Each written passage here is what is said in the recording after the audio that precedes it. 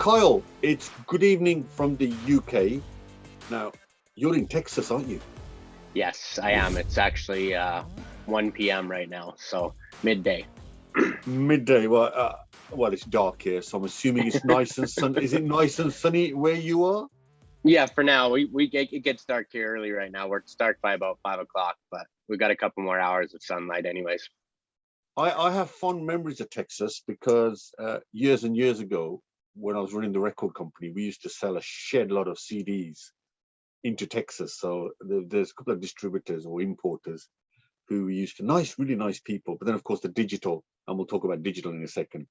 The digital changed the entire way we sold music, including the end of CDs. But that's another story for another time. Now, Carl, thank you for taking time out, particularly on a Sunday. So thank you very much. Now, I know you're a serial entrepreneur, so we'll go to the journey of what makes an entrepreneur and what took you on the path of entrepreneur. But let's focus on your current venture, which is really intriguing. And you're the CEO of I think a startup. I think it's probably the best way to explain it. A startup of Edsoma, and it's an educational app, but it's an educational venture. And they say in entrepreneurship, if you can resolve a social problem and make money out of it, that's quite honestly the most perfect business to have. So I'm going to throw it back to you now. Explain what this app is. Explain the problem you're going to resolve. It's very intriguing. When the world shut down with the pandemic, we all started facing the same challenges. And here in America, we sent all our children home to be educated from their parents. And one night while I was reading to my kids, I realized that if I'm their sole dependent of education at this time, the world's doomed, kind of thing. You know what I mean? Because I've made it through life, but I'm a little bit more stronger-willed than other people, I guess. And reading's never been my strong point. I was actually kicked out of school at grade 9, so I don't read, as strong as what I should in a position that I'm at in life. But I've made it here anyways. So when I realized that I was, trying to teach my children something that I couldn't, I figured out there was a problem. And then we started deep diving into the stats behind it. And we realized that, 56 million adult Americans couldn't read at all. 50% of America reads at a grade 8 reading level or less. So when you start looking at those stats, it gets kind of scary. And then when we started looking at the children's stats, how 1/3 of children are entering pre-kindergarten without the basic fundamentals to adapt education, it just became really scary. So I started looking for some products, thinking it was 2020 they'd be readily available, and there was products where you could share and communicate with entertainment type purposes, but there was nothing there that actually supported the adult or the parent trying to educate their kids. So that's when we started doing a deep dive into it. We're actually sitting in a patent pending status with what we call voice recognition word identification software that will pick up and help provide confidence to the parent while they're reading with the child. So if the parent or the child makes a mistake in reading, they'll be corrected automatically through AI. And it's developed a whole new type of platform. It allows parents around the world to stay connected, grandparents, aunts, uncles, military that are deployed, and be able to stay engaged in the whole educational experience. We've learned that children learn so much better from their parents than they actually do even their teachers, because it's their most trusted source. So if we can provide children the opportunity to learn with their parents, and provide parents the ability to be comfortable and confident in teaching education or reading to their children, that children will have a chance at an earlier age to actually go further. And that's how we came up with the whole concept behind Edsoma, from where it is today. So let me get this right. So there's two things here. You can be educated, but be poor at teaching, or you can be poorly educated and therefore, by implication, going to be poor at teaching. Which one are you referring to here? Well, we cover both. We as a society, we look at our teachers to be educated because they hold the title of teacher, right? But that doesn't necessarily mean that they're teaching what we want them to be learning. You know what I mean? We're seeing, especially in the US, a big pushback on what teachers are teaching. And seeing the competence behind teachers, because now we're getting a shortage in teachers because some of them don't want to be vaccinated. There's, that big pushback that, we're not going to be told what we have to put in our bodies. So we are seeing a change in the quality of teacher that's available right now.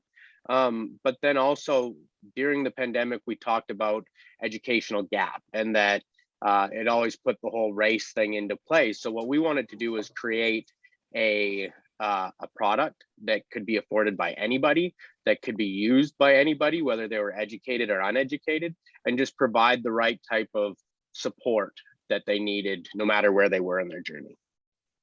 And did you find, and I don't know if it's an answer, did you find the ones who weren't as educated as they'd like to have been, did they look at the software with a bit of trepidation because they didn't want to be seen to be not as well educated? Does that make sense? Yeah, it makes a perfect sense. And it's a question that I had to answer myself. You know what I mean? I'm somebody that's been very successful. I've done multiple startups. I've had multiple successes and exits in my life. So admitting that I was illiterate or had poor literate skills was challenging for me. You know what I mean? It was more or less a secret between myself and my assistant for a lot of years. I would have to have her proofread everything before it went out, and then tools like Grammarly. I've been subscribed to Grammarly since it's been created. And I lived off of it. So that it is a fear, you know what I mean? To go out and say, hey, I can't do this. And usually people that stay away from, or that can't do things, stay away from them. You know what I mean? So children aren't sitting at home reading with their parents that can't read because it's something their parents are uncomfortable with. So it just sets back the learning process in it. So when you can go and enter into your home, nobody has to know about it, and you can read with your child, and you can know that you're not going to make that mistake. And if you do make the mistake, it'll provide you the resources yourself to learn and teach yourself as well. You can do it a lot more confidently. So whether it was somebody, lacking the skills, or somebody that had the skills and just couldn't put them together or didn't know how to do it, we've had a great response from every demographic that we've piloted into. So let me tell you. So back in the UK, we have this is why it's fascinating. We have something called the productivity puzzle, and the reason why people aren't productive as they should be could be multitude of reasons. One could be they're not as mobile. In other words, the transport system isn't great, or it could be, particularly if you're in the countryside, the digital connection isn't great. But overwhelming, one of the biggest problems around productivity is skills and education. The fact that a generation of kids are affected because their parents weren't as highly educated as they should have been. So almost it goes generation to generation to generation. And what you then find, which is why I found what you're doing fascinating. So what you then find is those people, generation after generation, either don't get a high skilled job or remain, and for generations the pattern continues, and somewhere along the line we have to break the pattern. And that's why I was fascinated by your software, because that's what it tries to do. So I actually read a study when we were deep diving into this, that the US economy predicts that it misses out on $2.2 trillion a year because of lack of the ability to read. So if the US is missing out on it, people around the world are missing out on it. I also read, interestingly, Carl, just picking up what you just said, the likelihood is, now this is interesting, is if the parents don't have a high education, they're more likely to get a low income job. Also, now this is interesting, they're more likely to struggle financially. Yep. And because they're likely to struggle financially, they're more likely prone to mental illness. They'll have low self-esteem and a general inability to cope with problems. And interestingly, this is why your software is great. This behavior, or this set of behaviors, get passed on to the next generation. They pick it up as well. It does. And ultimately, it removes what we call social mobility. So the ability of people to move both socially up in terms of income stream and geographically. And I think, is that right? That's what your Yeah, software sort of looks to address. Is that right? that's a big part of what we want to address. And I I'm a education junkie kind of thing. I like to be learning something all the time. And I was watching a documentary on, crime, and they were talking about, a lot of people are born into crime, not necessarily where they're taught to rob or something like that, but they might be in a community where that's all they know. You know what I mean? But if those people are willing, and I feel like uh, the idea of entrepreneurship can be viewed so many different ways. Anything you do that is not for an employer, for yourself to create revenue, is a form of entrepreneurship. Would you agree with that? Yeah. So when you take, people that are backed against the corner and they're robbing or they're selling drugs or something of that nature, they're really wasting their talent, because they're those are the kinds of people that are willing to step up and be that next level of entrepreneur. They're just doing the only thing they can figure out how to do. So if we can take, that poorer demographic and give them tools at a young age, the tools that they're missing now, we could create, entrepreneurs that would change the world. Who knows on how many great entrepreneurs we lost to crime, you know what I mean? That could have changed the way we do things today just because they didn't know how to get out of that rut. And we hope that, by providing children the ability to read and parents the ability to read at such a young age, at such an affordable price, we can make an impact on that. So let's look at the model then. So it's a startup. So my guess is Prerevenue. Is that right? Prerevenue. We're even only launched into a small beta group, just to make sure that we have everything working properly. You only get one shot at it, especially in education, when you're working with children's lives. So we have some pilot groups put together that we're testing the software into. We're looking to launch January 10th. It's an odd day, but it's my birthday, so I figured it'd be a good day to kick it off. So we're looking to launch January 10th and start allowing people to use it. So in terms of growth then, what does the picture look like? How will you know? How will you know? What will success look like for you? How will you know you're doing and it's doing well? How will you know that? Well, we have a waiting list of over 2,000 applicants already, and we haven't launched. So that makes me feel like we have something that people need. We get, thousands of responses of people asking for more information on the platform right now, done through our pilot groups. My goal is to be, in the hands of 2 million people in the next 3 years. I think that's something achievable. And when you look at it, like, oh, is there 2 million people that want to learn to read? That might be a far cry, but when you look at what we actually do, and we're an education platform designed to create confidence in reading. But when you look at people around the world, they have the opportunity to read or to learn languages because of American TV, because of American radio. Yeah. You know what I mean? So if you go to Asia, they're listening to the Backstreet Boys or, Garth Brooks, and they hear the English language all the time. So we feel like this is a tool that's going to be able to help people learn to read and speak around the world, or read and speak English around the world.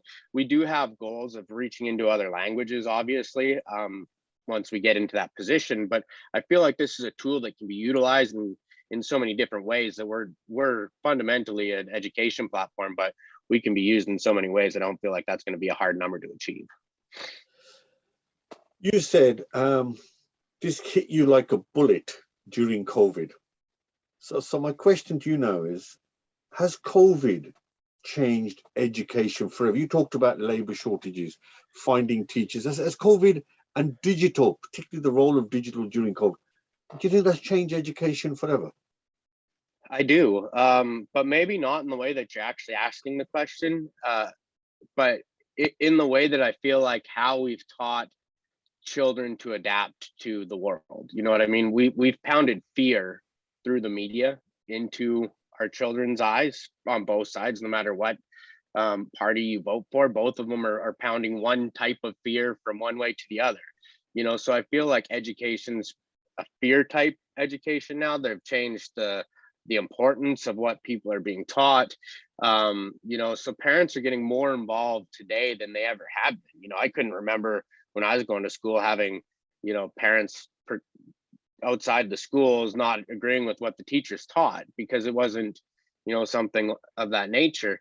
But the importance of sending kids home and providing education to them, because so many parents are taking their children out of school now because they don't agree with what the schools are teaching, it's forever changed education in that sense. You know what I mean? And do you think it's changed because of tech? Because the next generation learn in a different way to you and I, or certainly to me. Did you think digital is now going to be changing forever the way I we've do. traditionally I thought of schools? I do. I just don't believe that we ever thought it was going to do that. And maybe we were naive. So I don't think we were prepared from a tech standpoint yet for education to change. We all looked at it, and until this happened, we didn't see the problem in education in the schools. Does that make sense? Yeah, Or yeah. maybe people identified it, but not the masses like they are today. So now we have a mass amount of people identifying the problems within our education system and a whole industry that has not been prepared to provide resources to these people. So I think it's going to forever change. I think we haven't seen even the middle of the iceberg on how it's going to improve. But I feel like this is a field that a lot of people are going to commit to over the next 5, 10, 15 years to develop things. We've seen a huge push to this meta type universe in Yeah, technology. I yeah. feel like school is not even touched, is not even being touched there yet. The opportunity to use augmented reality to teach is going to be a huge potential. To be able to provide, we offer this service, this avatar service on our platform. It'll come out in version 2, where the avatar will pick up the mannerisms of the parent. So if the parent's unavailable to work with the child at that time, the avatar can teach with the child, but use the mannerisms of the parents just to give them that sense of comfort, if that makes sense, right? So the idea of technology and education, I don't even feel like they've started to get to where it needs to be. That's fascinating, isn't it? Using augmented reality, IA, artificial intelligence. Kyle, I'm with you on this, and I'll tell you why I think this. So traditionally, if you left a university, example, within a year, 2 years, whatever you've learned is out of date, completely out of Yeah. date. Yeah. And I think what tech is doing, I think it'll change the way we learn. It'll change the structure of learning. So it'll now say, well, I'll tell you what, do 2 years instead of 3 years, do 2 years, then a year down the road, come back, our syllabus will have been updated through AI, through digital, and you can update your skills because what you learned 2-3 years ago is now out of date. Well, Could that and be? I agree with what you're saying 100%. And like I said earlier on, I didn't go through the educational system to get to where I am. But if you take like the top 10 most influential people, and I've never done this, but if you actually looked into it and saw where their education was, like if you look at Steve Jobs or Bill Gates or, even Elon Musk, who completed multiple facets of his education, Mark Zuckerberg, these people all dropped out of university. You know what I mean? And I just touched on the 4 people off the top of my head that have literally changed and molded the way our world works today. So it's hard for me to say that secondary education is important, but if you can't read, you are so far behind. You know what I mean? No matter where we are, no matter what we believe in the education process, you have to be able to read. No ands, ifs, or buts about it. And if you want to have an actual opinion of your own, you need to be able to read, because the media is going to lead you down some goat trail that they want you to believe. And they hope that you don't deep dive into that, because then you're going to find they're full of crap. And the only way our world can actually be a better place is if there's more educated people. Listen, I couldn't disagree with you more. I agree with you more. It's so essential that we have, for society, an educated workforce, that for society we have an educated population that understands politics and economics and geopolitics and is able to make an informed decision. I've only got to point two, and you'll agree with this, is the debate around vaccines, yes or no, and how people have argued and quarreled, split families over yes and no. Literally splits Yeah, families. absolutely, over vaccinations. And it's very interesting. Now, just moving on, you and I met in Clubhouse. Mm-hmm. And so what role do you think social media plays within what you're doing? Does the fact that most people now are on social media are a lot more comfortable with tech, and is tech now becoming the place to go, and is almost, and I'm going to be careful with my words here, is replacing physical buildings to learn? Yeah, I think you kind of hit it right on the nail right on the head. People are now more comfortable with the idea of technology. But I think that it also, if anybody can think for themselves, it's also scared them a little bit. You know what I mean? How many times have you talked in your house and you're like, oh, I need to pick up some tomatoes, and now all of a sudden your phone's showing you some tomatoes at HEB? You know what I mean? Like, the idea that you're being listened to all the time is a little bit frightening. But I would say the vast majority of people around the world have accepted that. You know what I mean? So technology's been accepted in everybody's home. You either have everybody has a cell phone. You know what I mean? They're connected to it for hours a day. And that cell phone has more power today than what computers did 10 years ago that were running the country. You know what I mean? So the ability to reach technology has been a lot simpler too, right? So now it's in everybody's hands. We don't question it. Now that the masses have it, it's not challenged near enough. So yeah, I do think technology's been adapted and accepted to the point where we can start moving in other directions. There was, until COVID came, an argument that people of an older generation aren't as adept at using technology, but all the shopping apps show you the way people ordered their food during COVID, the fact that you can now order something from your local shop and it can be delivered in 2-3 minutes now. Mm-hmm. And the fact that drones are coming means the world is changing. And if you don't offer products like you do that accept and adapt to that change, then I think the traditional way of doing things, including education, is just not going to be around. It's just a totally new paradigm. People now can learn on the go. Yeah, and that's, I think, the convenience. And my CTO Hernal has this statement in his WhatsApp category, and he says the hardest problems within our organizations need to be handed to the laziest people in them, because they'll find the best way to do it. And I couldn't agree more with the statement, because people are lazy. Fundamentally, they are lazy. If you could walk in to a store and they put a hat on you for 5 minutes and it's going to teach you everything that you need to know for the next week, there would be lineups out the door for buildings like that. You know what I mean? Because people don't want to put in the work. You've seen how shallow people are. It's important to be viewed on social media as this, fit, attractive person, but instead of going to the gym, they just use a filter. You know what I mean? Like, they'll lie to themselves to take the easy way out.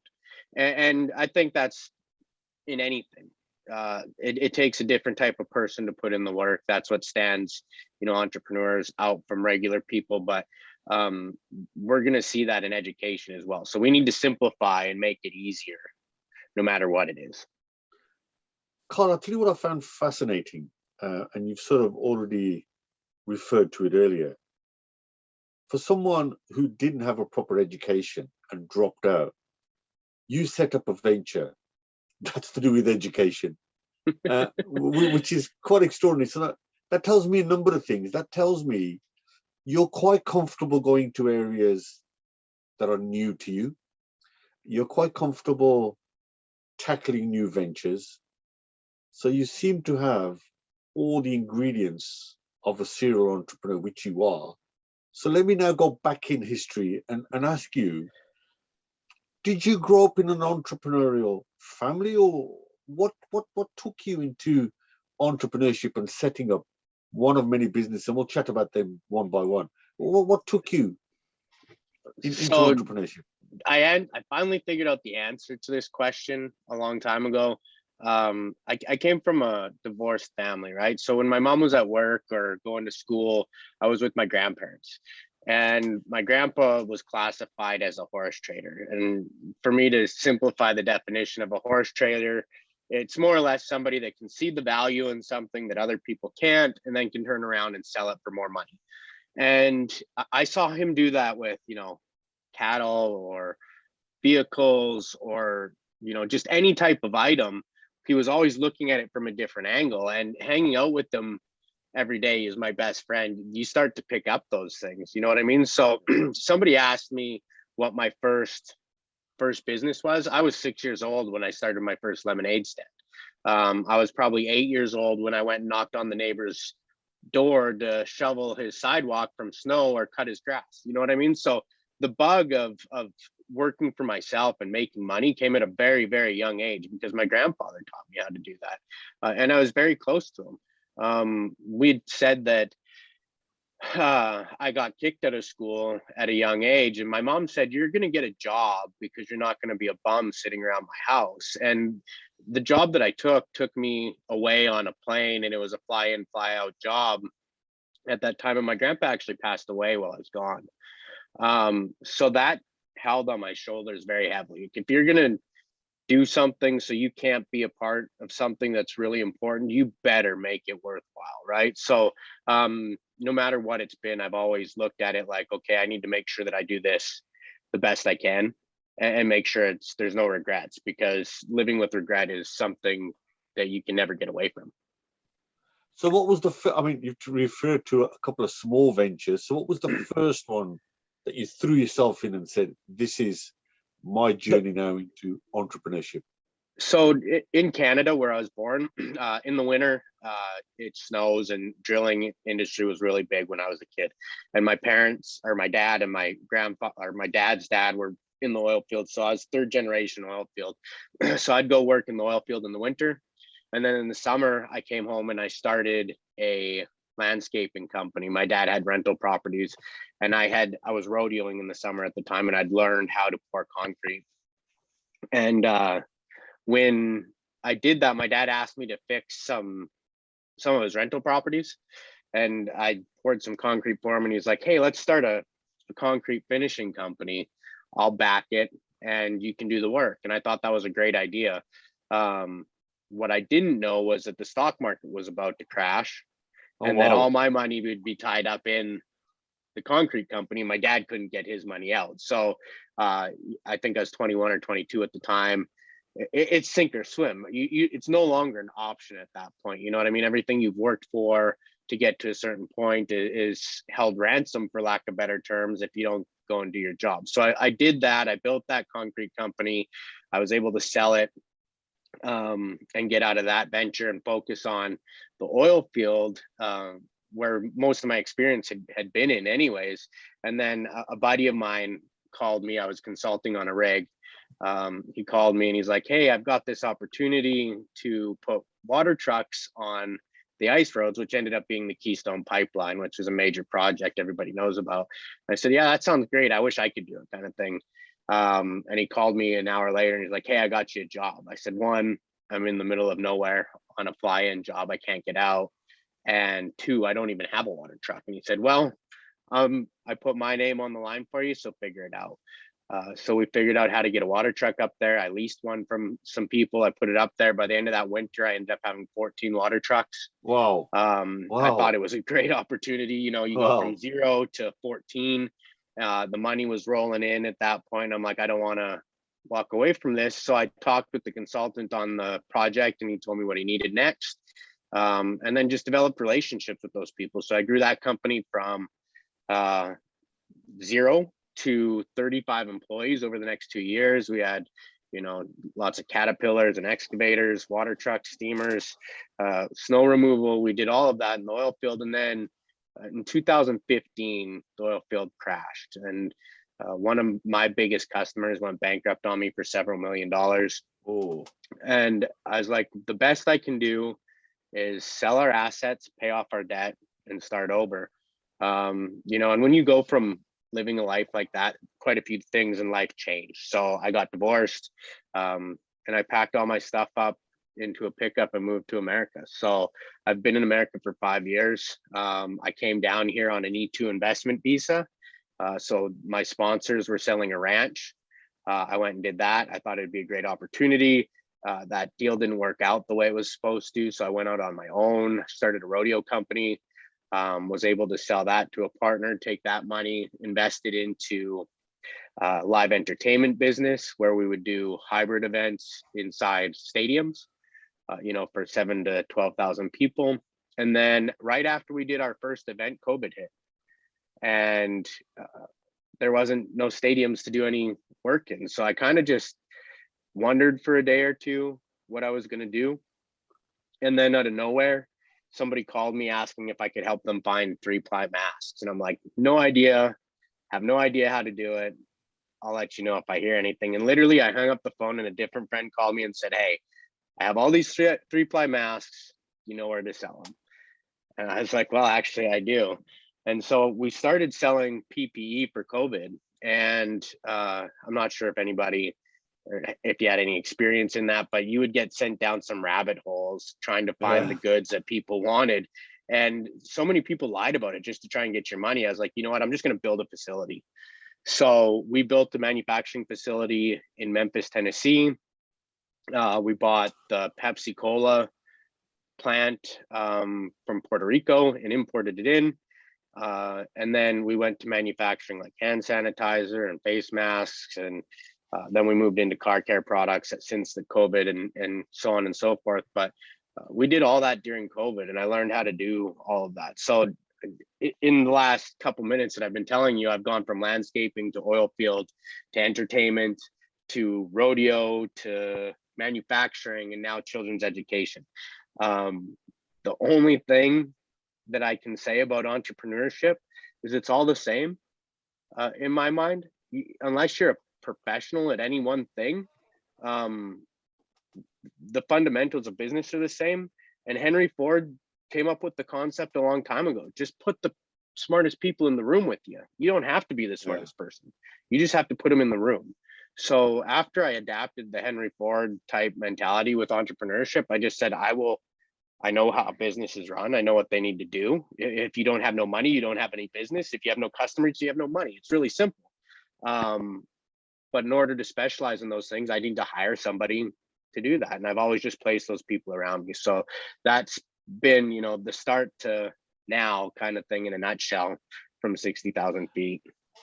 Interesting. You gave me a great sort of journey through your entrepreneurship sort of journey itself. Now, it appears to me that you're good at spotting opportunities. Horse trading. And yeah. And that's what I went back to you when you first started about how you saw opportunities, seeing value in things that other people don't. And so would you say one of the key things for entrepreneurship is to be nimble enough to change tack? Because there's two schools of thought, Kyle, isn't there? There's one is you could have a long-term strategy, stay focused, never move out of it. The other one is quite the reverse, which is nimble, agile, and if you spot an opportunity, you're happy to throw away the strategy, just move quickly because you see something. Is that right? I think that's probably my best quality, is what you're saying there, is being nimble and not being scared to pivot.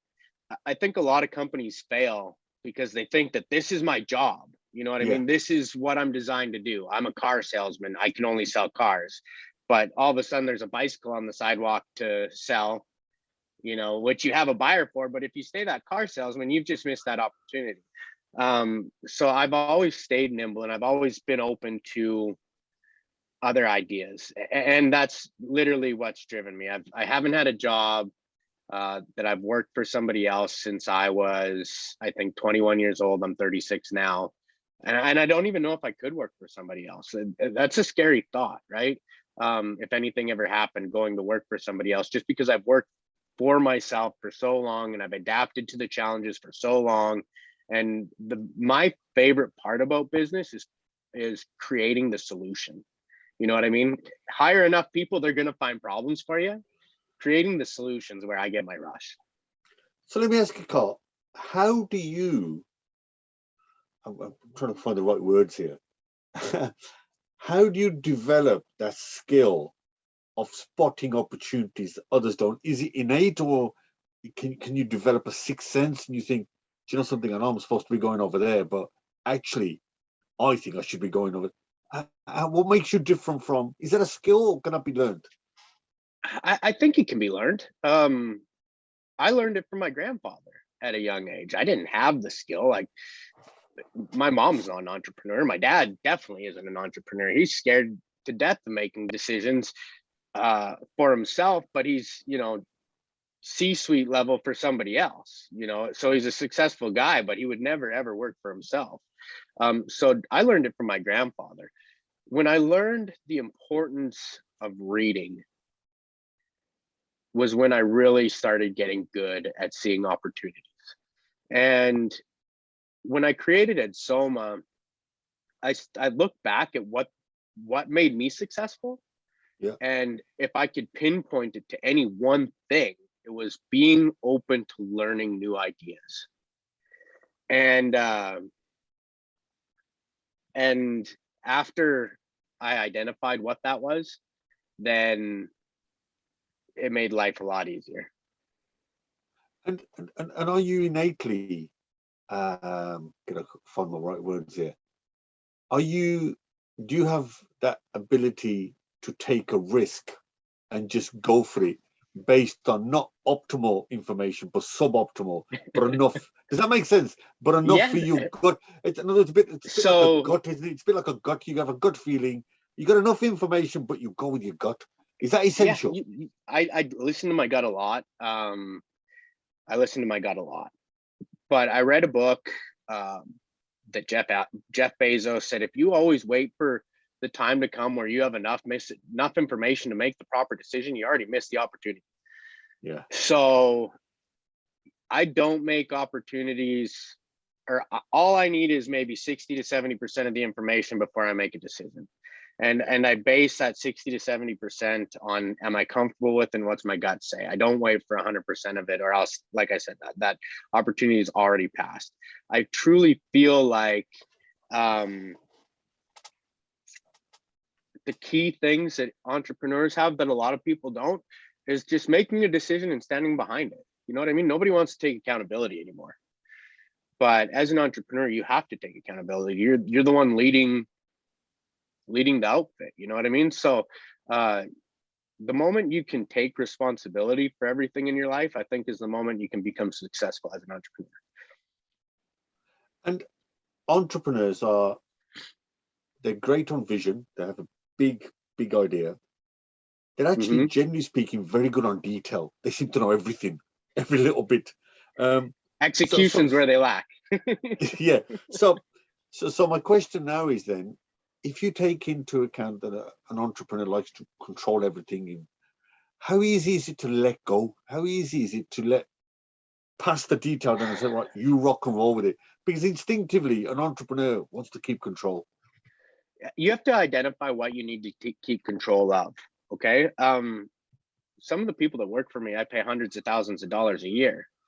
If I need to do their job, I just need to not pay them.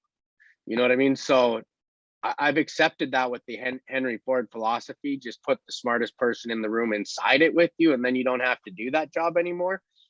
And I've lived by that. So I've been very fortunate. Like, I meet with all my key members of all my businesses every day. I've learned, or I've handed over all my other businesses to partners, and I just get a report once a month from them now, because I know that I have to stay engaged in this in order to be successful with it. This needs 100% of my attention. And the thing that's driven me so much more in this field is that it can change lives. It's not about money anymore. I've learned how to make money in all my other businesses. It's about the why. And like Simon Sinek, another book, what's your why, or Start with Why, I think is the book. I read that, Yeah. and this is the first time in my life I know why I'm doing this. And to get that much clarity in what you do just totally changes everything. I don't have to be, and to get back to your question, I don't have to be the person that has all the answers, because I'm not the person to be our chief education officer. But I was able to, bring on Dr. Diane Burton, who has a PhD in early learning for children's education. You know what I mean? I couldn't do that. It would take 12 years of my life to fill that role going back. So when she makes a decision for our company, I know that she's making the decision with all of her learning and all of her knowledge to make the best decision for us. So I trust them. The minute I don't trust people is the minute I get rid of them. A couple of things you've just said there.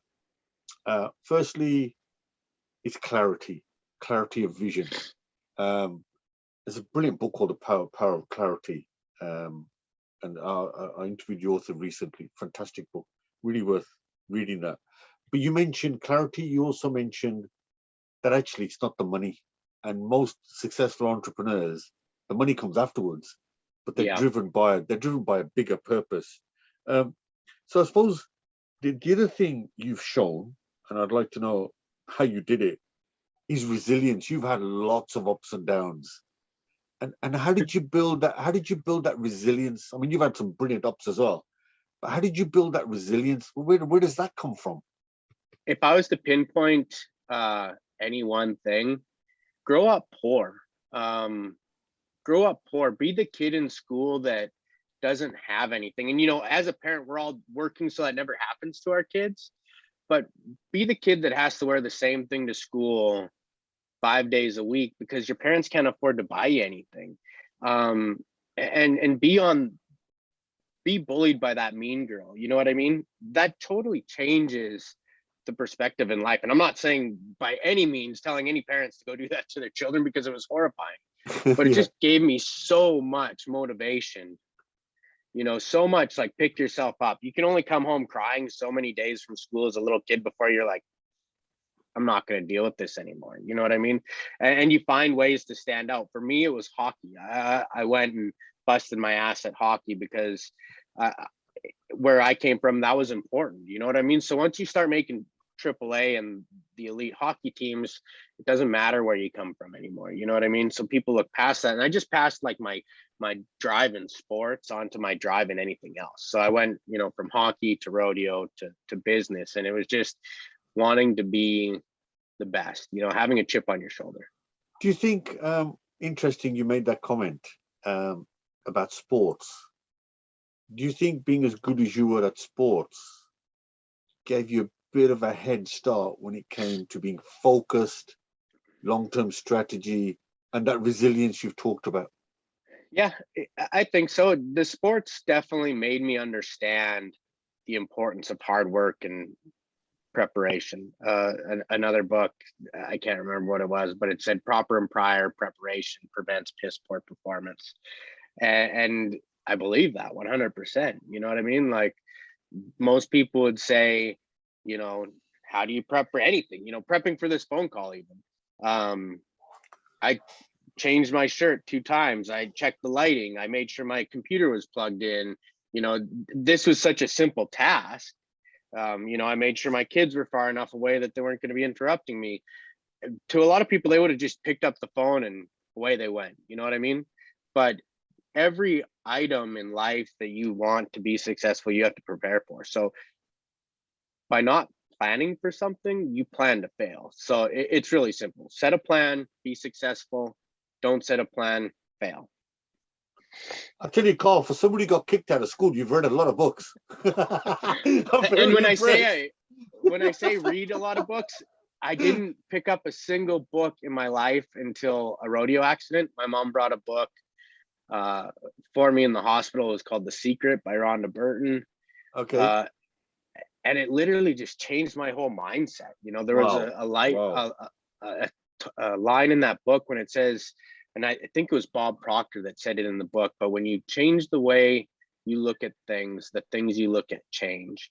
And it just made so much sense to me. You know what I mean? You can be negative about anything, and that's all you're going to have is negative fall in your life. But the moment you change the way you're looking at something, you can pull out a positive. And I was doing an interview 2 days ago, and they said, how do you deal with roadblocks? I said, I don't believe in roadblocks.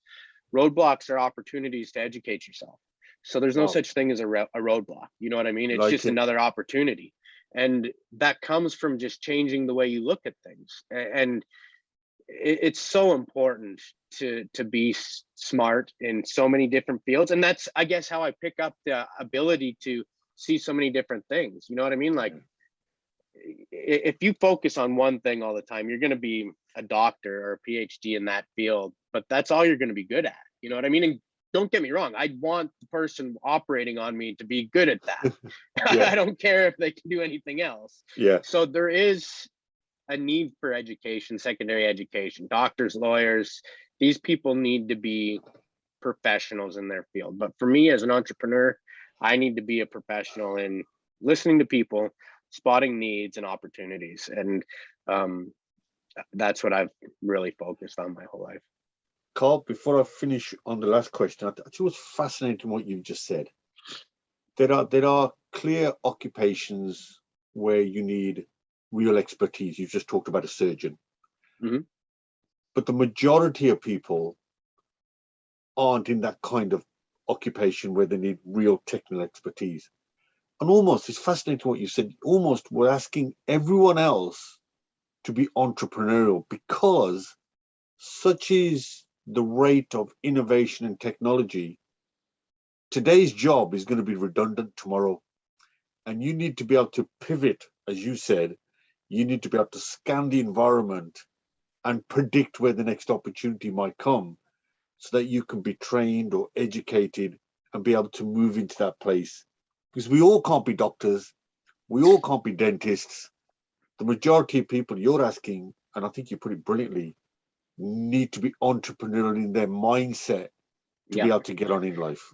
So somebody that I've just recently started engaging with is the Yang family. Andrew Yang ran for president in America, he ran for New York mayor, but he has a book, I can't remember the title of it, but he talks about how technology is going to take away all the entry-level jobs. And that's apparent, you know what I mean? We have online assistants and everything like that. So unless we start giving away more money, which is completely, in my opinion, the worst thing we can do for an economy. And they actually, a teacher just did a study on it at one of the universities in America where he allowed, he grouped his class together to do, they were all going to get the same grade. And they all agreed on it at the start. And then the best students in the grade went out their first test, studied for it, passed it with flying colors. The people that were lazy didn't do anything, and the people in the middle just depended on the smart people to get them through. And they got through that test, and the class as a whole passed. Well, by the second test, some of the people that weren't quite as committed didn't study, so the grade came down farther. Well, by the third test, the best students in class were sick of carrying all the other students, so they didn't study either. And then they all failed. And by giving money away to society, that's what we're doing. Pretty soon, the people that lead this world, that make 96% of the money, and only once they get 50% of that money or 20% of that money, they're not going to do 96% of the work anymore. They're just going to be pissed on it. There's no point. And the whole world's going to implode at that point, or whatever country's doing that. So I truly feel that everybody as a whole, they need to do, they need to leave a legacy. And that's what drives me. What's your legacy going to be? I've always been scared. Who's going to show up to my funeral? You know what I mean? Is it going to be full of people that talk about how I impacted so many lives, or is it going to be empty? And that's a scary thought. So I've always wanted to leave a legacy. And I feel like if I could give anybody advice, just ask yourself how you can make a change. And if it's just a change for your household that day, that's great. The next day it's going to be, maybe your neighbor or your community, and just try and make a difference, no matter what that difference is every day. And eventually you're going to find a self-worth. You know what I mean? Carl, it's been fascinating. We've spoken about being able to pivot. We've spoken about building teams. You've spoken about building resilience. You've talked about how to delegate. For somebody who got kicked out of school, you've read a lot of books. I tell you, I love some of the quotes you had. My goal is to read 52 books a year. That's what I shoot for. A book a week. Well, it's brilliant. You've talked about having clarity. You spoke about having hunger and how to deal with problems and how building resilience. So I suppose my last question is, you've exited and started a lot of businesses. One, when did you decide to exit?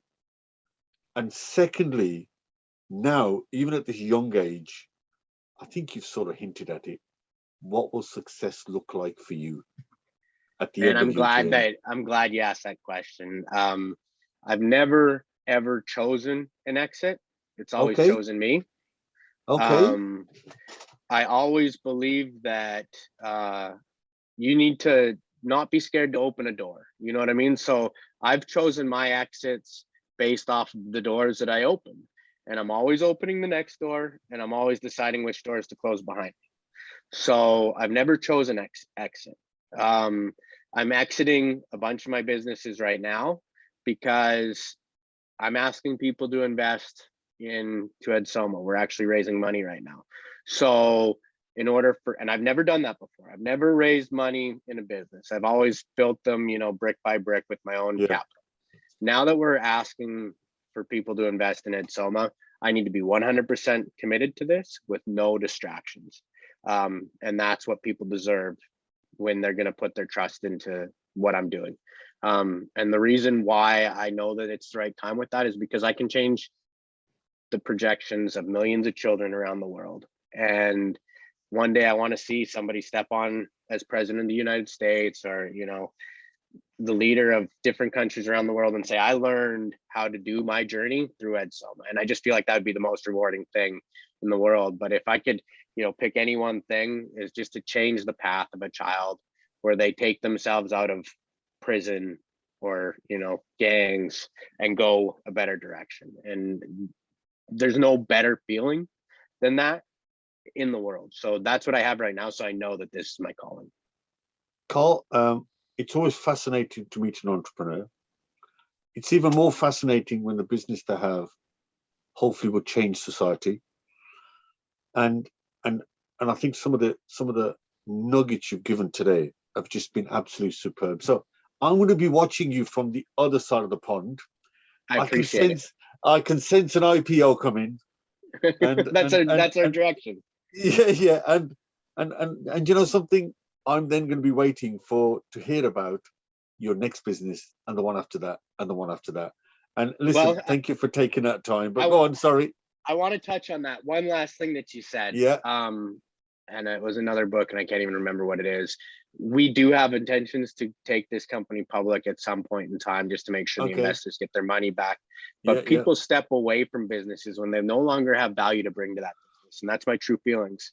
So hopefully that I have enough value to bring to Edsoma until the day I retire. Hopefully. Well, for someone who's such an avid book reader, I tell you what I'm going to be waiting for finally. I'm going to be waiting to read your book. So good luck with that. And we are working on that, actually. So oh, there you go. There you go. Well, listen, it's been brilliant, Carl. Fascinating conversation. Listen, have a great Sunday. Thank you for taking that time. Thank you. Your valuable appreciate weekend. It. And I look forward to watching your progress from this side of the pond. And you never know, because it's such a digital product, it'll be available everywhere. So yeah, we are going to launch it in all English speaking locations at the same time. So you guys will see it the same day they see it in America. Brilliant. Well, look, Carl, I'm going to go and have a cup of tea and some biscuits. And I wish you a really great day and a great Sunday, what remains of it. And thank you very much.